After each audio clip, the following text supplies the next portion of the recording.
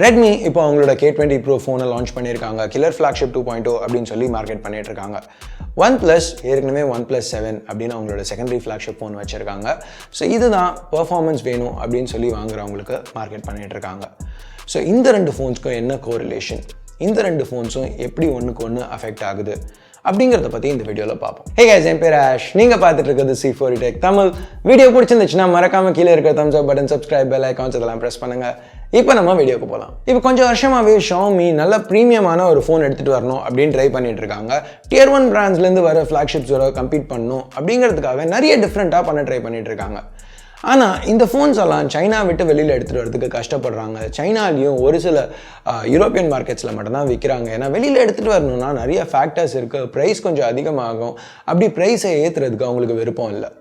So இங்கே யுனிக்காக இந்த ஃபோன்ஸை டெக்னாலஜிக்கலாக அட்வான்ஸ்டாக வைக்கணுங்கிறதுக்காக நிறைய விஷயங்கள் எடுத்துகிட்டு வந்திருக்காங்க. For example all screen displays முதல்ல Xiaomi தான் எடுத்துகிட்டு வந்தாங்க. கிட்டத்தட்ட ஃபாஸ்ட் வயர்லெஸ் சார்ஜிங் இப்போ கொடுக்குறாங்க. ஸ்லைடர்ஸ் ட்ரை பண்ணியிருக்காங்க. Ceramic backs, transparent packs.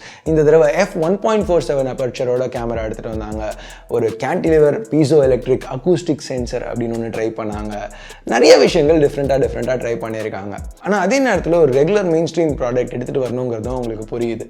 அப்போ தான் நிறைய பேர்கிட்ட விற்க முடியும். ஸோ அதுக்கு போக்கோல பண்ணியிருக்கலாம், ஏன் பண்ணலங்கிறதுக்கு எனக்கு பதில் இல்லை. பட் இப்போ ரீசெண்டாக ரெட்மியை ஒரு தனி பிராண்டாக எடுத்துகிட்டு வந்திருக்காங்க. ஸோ இப்போ அந்த ரெட்மி பிராண்டை வச்சு ஒரு சில மார்க்கெட்ஸை பிடிக்கணும்னு ட்ரை பண்ணுறாங்க. ஸோ அதுதான் இந்த K20 Pro வச்சு பண்ணியிருக்காங்க.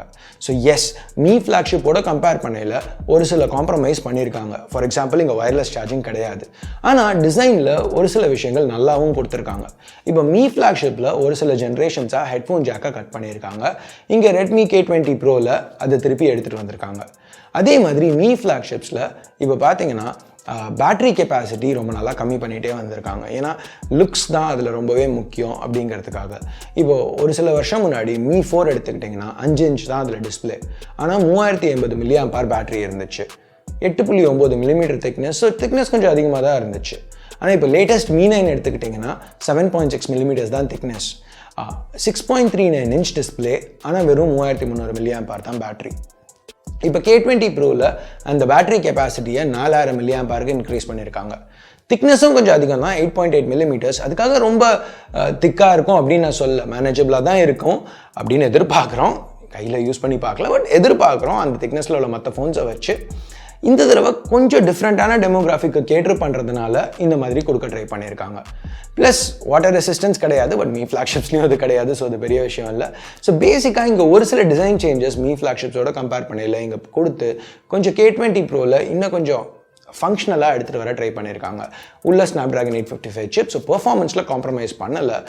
இங்கே பெருசாக கிமிக்கியாக யூனிக் ஃபீச்சர்ஸ் இப்போ 12 GB RAM கொடுக்கணும் அப்படின்னு ஒரு அவசியம் இல்லை.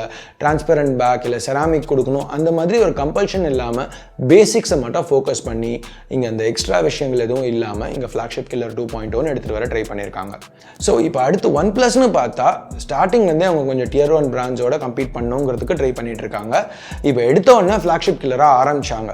இப்போ OnePlus 1, OnePlus 2க்கு அப்புறம் அதை விட்டுட்டு அங்கேருந்து Tier 1 பிராண்ட்ஸை சேஸ் பண்ணிட்டு ப்ரைஸிங்லையும் சரி குவாலிட்டிலையும் சரி கம்பீட் பண்ண ட்ரை பண்ணிட்டு இருக்காங்க. இந்த வருஷம் 2 டிவைஸாக ஸ்ப்ளிட் பண்ணாங்க, OnePlus 7, OnePlus 7 Pro. இப்போ நம்ம கொஞ்சம் ரிவைண்ட் பண்ணி பின்னாடி போனோம்னு வச்சுக்கோங்களேன். OnePlus 3லேருந்து OnePlus 3Tக்கு பார்த்தா அப்கிரேட்ஸ் ரொம்ப கம்மி.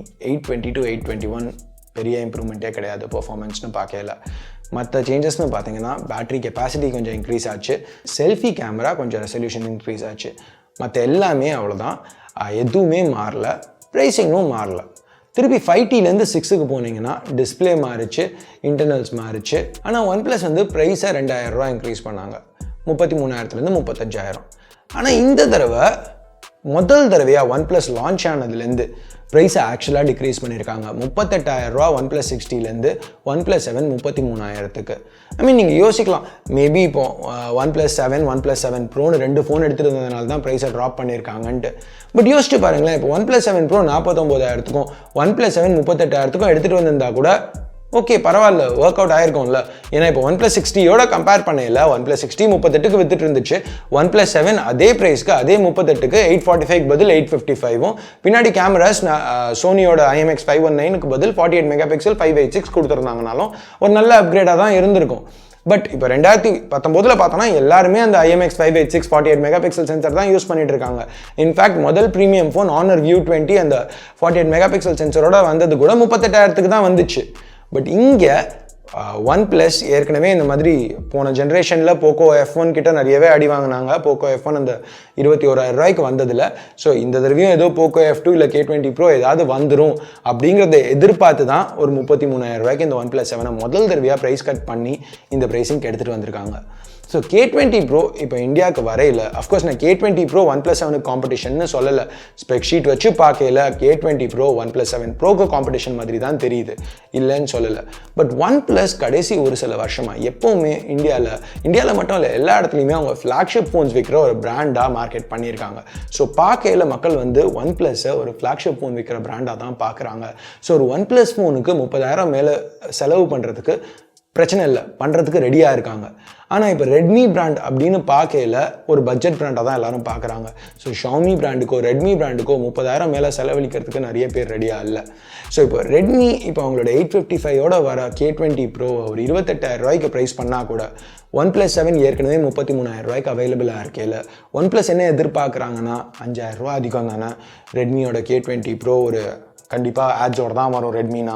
அப்போ ஆட்ஸ் இல்லாமல் ஆக்சிஜன் ஓஎஸ் க்ளீனாக இருக்கும். 5,000 எக்ஸ்ட்ரா பே பண்ணி அதுக்கு ஆக்சிஜன் ஓஎஸ் உள்ள ஒன் ப்ளஸ் 7 வாங்கிட்டு போயிடலாமே, ரெண்டுத்துலேயும் 855 தானே இருக்குது அப்படின்னு எதிர்பார்த்து ஒன் ப்ளஸ் 7 வாங்குவாங்க. அப்படிங்கிறது தான் இங்கே ஒன் ப்ளஸ் எதிர்பார்க்குறாங்க.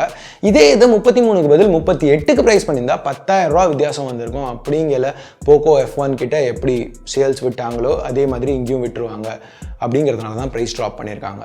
ஸோ இங்கே போக்கோ பற்றி பேசையில் ஒரு சின்ன ட்விஸ்ட். இப்போ நம்ம கேட்குற ஒரு சில வதந்திங்க என்னென்னா, இப்போ அந்த ரெட்மி K20 Proவை இந்தியாவில் போக்கோ F2 எடுத்துகிட்டு வரதுக்கு சான்சஸ் இருக்குன்ட்டு. ஸோ அப்படி போக்கோ F2 எடுத்துகிட்டு வந்தால் ஆட்ஸ் இருக்காது. ஏன்னா போக்கோ பிராண்டில் இது வரைக்கும் ஆட்ஸ் வரல. ஸோ அப்படி போக்கோ F2 இந்தியாவுக்கு எடுத்துகிட்டு வந்தால் 28,000 வந்துச்சுன்னா கூட ஆட்ஸ் இல்லாமல் வரும். ஸோ அப்போ இன்னும் கொஞ்சம் போக்கோக்கு அட்வான்டேஜ் இருக்கும். ஸோ எனிவே இதுதான் இன்றைக்கி K20க்கும் K20 Proக்கும் ஒன் ப்ளஸ் 7க்கும் உள்ள கதை. இதுதான் நடந்துகிட்ருக்கு. இப்போ இந்தியா விட்டு வெளியில் நம்ம பார்த்தோன்னா யூரோப்பில் இந்த ரெட்மி K20 Pro சில மார்க்கெட்ஸில் ஷாமியோட Mi 9T ரிலீஸ் பண்ணுறதுக்கு சான்சஸ் இருக்குது அப்படின்னு சொல்கிறாங்க. ஸோ அப்படி இருந்துச்சுன்னா யூரோப்பில் ஜென்ரலாக ஒன் ப்ளஸ்க்கு தான் அட்வான்டேஜ் இருந்திருக்கு. ஸோ அங்கே கொஞ்சம் ஷாமிக்கு ஓரளவுக்கு ஒரு ஃபுட் பிரிண்ட் கிடைக்கிறதுக்கு சான்சஸ் இருக்குது. யூஎஸில் ஷாமிக்கு இப்போதைக்கு எந்த ஃபுட் பிரிண்ட்டுமே கிடையாது. இந்த ஃபோனை வச்சும் என்டர் ஆகிறதுக்கு சான்சஸ் ரொம்ப கம்மி, ஒன் ப்ளஸ் மட்டும்தான். ஸோ இந்தியாவில் கொஞ்சம் மார்க்கெட் கிராப் பண்ணுறதுக்கு ஒரு சான்ஸ் இருக்குது. ஸோ இதுதான் இன்றைக்கி தேதிக்கு இந்த ரெண்டு பிராண்ட்ஸ்க்கும் உள்ள கோரிலேஷன், இந்த ஃபோனுக்கும் ஒன் ப்ளஸ் 7க்கும் உள்ள கோரிலேஷன். ஸோ இப்போ இந்த K20 Proவை எப்படி இந்தியாவுக்கு எடுத்துகிட்டு வர போகிறாங்க, என்ன பேரில் எடுத்துகிட்டு வர போகிறாங்க, எப்படி என்ன ப்ரைஸ்க்கு எடுத்துகிட்டு வர போகிறாங்க, இது எல்லாத்தையும் வச்சு தான் இந்த ஃபோன் சக்ஸஸ்ஃபுல்லாக இருக்குமா இருக்காதா அப்படிங்கிறது தெரிய போகுது. ஸோ ஓவரால் இது எனக்கு ரொம்பவே ஒரு இன்ட்ரெஸ்டிங்கான டாப்பிக்காக தெரிஞ்சுது.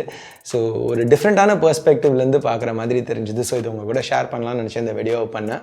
ஸோ இந்த மாதிரி regular unboxing, hands on comparisons அந்த மாதிரி இல்லாமல் கொஞ்சம் டிஃப்ரெண்ட்டான ஒப்பீனியன் பீசஸ் மாதிரி உள்ள வீடியோஸ் பார்க்கணும்னு நினச்சிங்கன்னா கீழே கமெண்ட்ஸில் சொல்லுங்கள். கேட்டிங்கன்னா கண்டிப்பாக பண்ணுறேன். ஸோ அவ்வளோதான் இந்த வீடியோக்கு. பிடிச்சிருக்கு பிடிக்கல என்ன நினைக்கிறீங்களோ அதை பேஸ் பண்ணி கீழே உள்ள தம்ஸ் அப் தம்ஸ் டவுன் பட்டனை ப்ரெஸ் பண்ணுங்கள். சப்ஸ்கிரைப் பண்ணலாம், சப்ஸ்கிரைப் பட்டன் ஏற்கனவே சப்ஸ்கிரைப் பண்ணியிருந்தீங்கன்னா பக்கத்தில் உள்ள பெல் ஐக்கான் இதெல்லாம் ப்ரெஸ் பண்ணுங்கள். அப்போ தான் நான் போடுற வீடியோஸை நீங்கள் மிஸ் பண்ணாமல் பார்க்க முடியும். ஸோ அடுத்த வீடியோவில் உங்களை திருப்பி சந்திக்கிற வரைக்கும் என் பேர் ஆஷ். நீங்கள் பார்த்துட்டு இருக்கிறது C4E Tech Tamil. Have a nice day. Bye.